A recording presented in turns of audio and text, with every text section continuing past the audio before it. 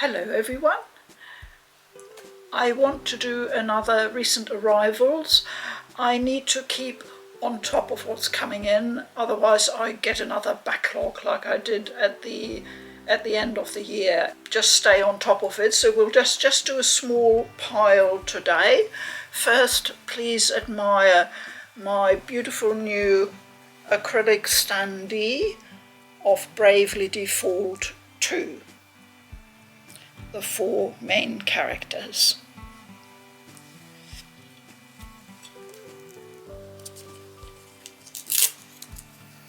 So first up, I've got a game called Mistover, and I'll just get the cellophane off quickly.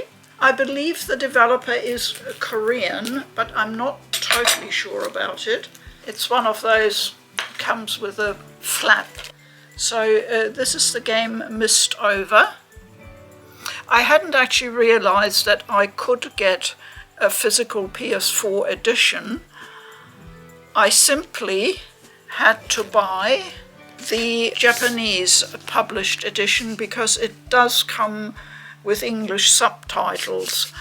I have noticed that Japanese and Asian games seem increasingly to provide English and other languages subtitles, so that is a good thing, I guess, because it means at least we do have access to games that otherwise would not be distributed in the West or in certain regions. The game came out in October 2019. I remember I played a demo at the time and I quite liked what I saw. I also noticed there are some issues with the gameplay, but it should still be enjoyable, I reckon. It struck me as a bit reminiscent of Disgaea style characters crossed with an Etrian Odyssey type gameplay. So it is a dungeon crawler. I think it is a roguelike, they say, or roguelite, which is a genre I really enjoy. Let's just have a look inside the box, what there is apart from the game itself. And we have a Mistover art book. You know, I'm always happy when I get an art book. So I'll just have a quick look at what it covers. It looks like the usual character portraits and details and some background. So I'll show you a few. The text is all in, I assume it's Japanese, so you won't be gleaning any spoilers from there at all. And I think you'll see straight away a very distinctive art style.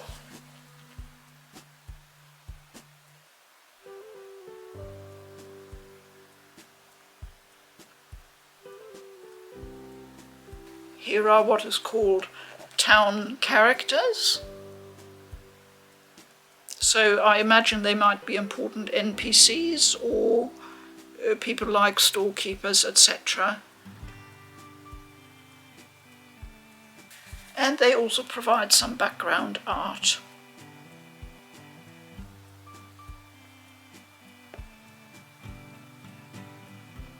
So quite somber, as you can see, in style. I like that they have carried the style over from the character art to the scenery, and a gallery of some event scenes.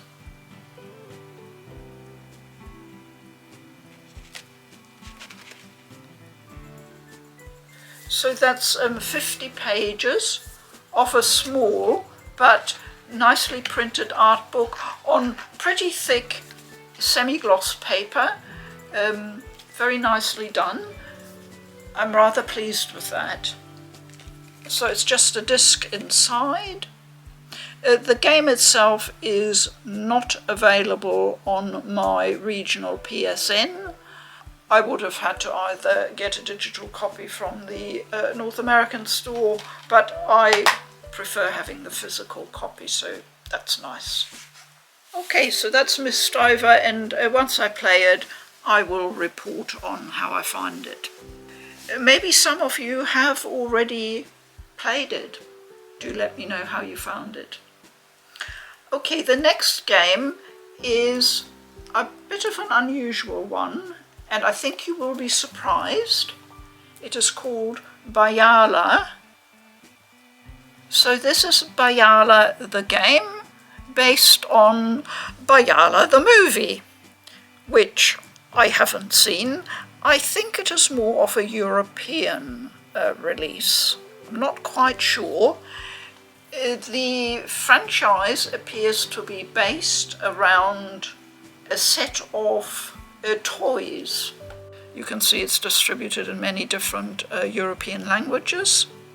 I believe the toys manufactured by the company Schleich are very popular in Europe.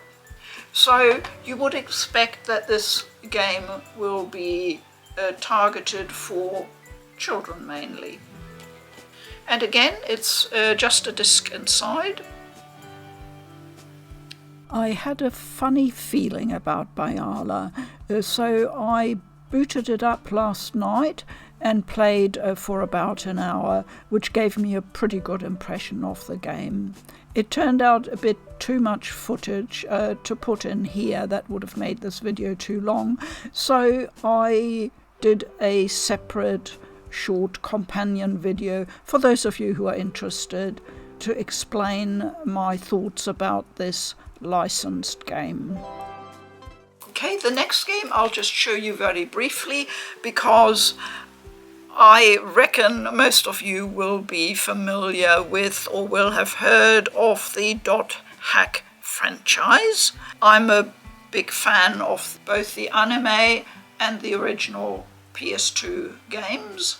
I don't have all of them, but I have some of them. So I obviously jumped on the opportunity when there was a re-release of part of the story of Dot Hack in this particular form. I won't go into the convoluted storylines and what they've done. That's a bit too complicated. But I think anyone can jump into this and pick it up and still have a good time with it. I bought it digitally when it came out. I bought this copy basically as a physical backup for my collection. Okay, our penultimate game today is Evoland, and I'll just get the cellophane off because that's obviously causing some crinkly reflection. So here we have Evoland Legendary Edition. It includes both the Evoland games. Evoland was originally released in 2013, and I remember playing it for a bit on my phone. It was released as a mobile game. And here's the cardboard sleeve coming off. In 2019 it was ported to consoles as well, PS4 and Switch. I got this particular edition from Red Art Games in France. So here we have the disc, same design. The case came with a small printed manual. I assume it's a manual. We'll have a look, or a little art booklet. It details the characters.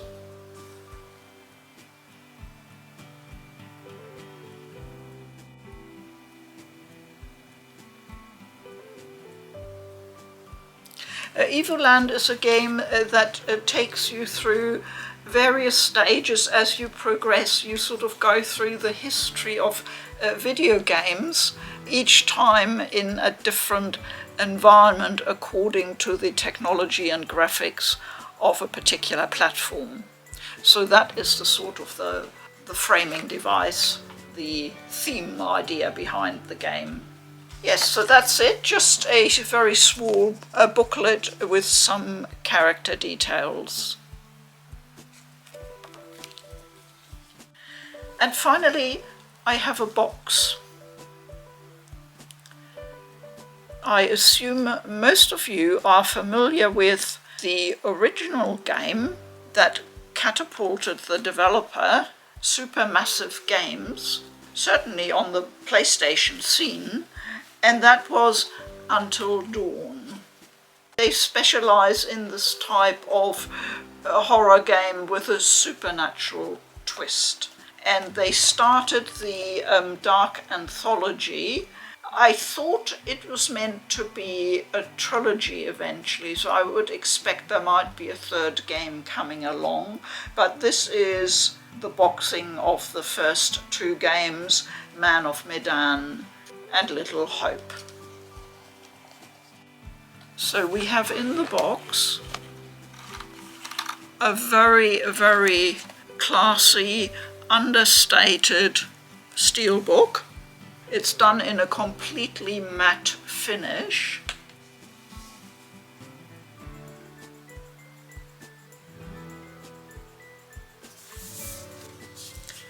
And the two games are inside. There are no standard plastic cases for the games, just the steelbook.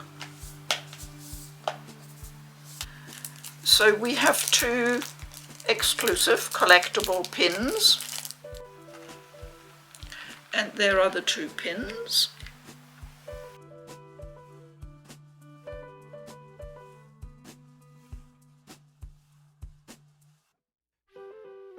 And finally, a cloth map.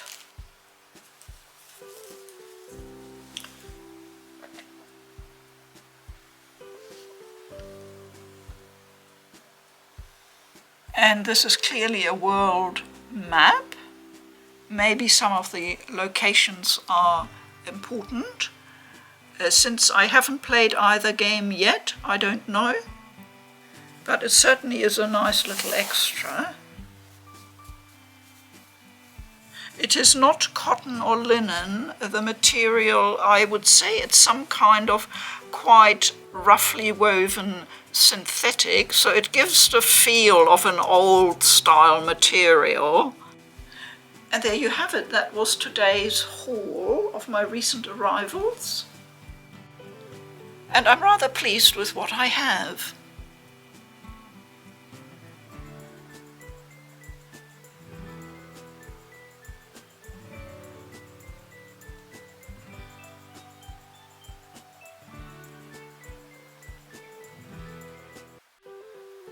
Thank you very much for watching. As always, please keep well. I'm Food for Dogs. Bye bye.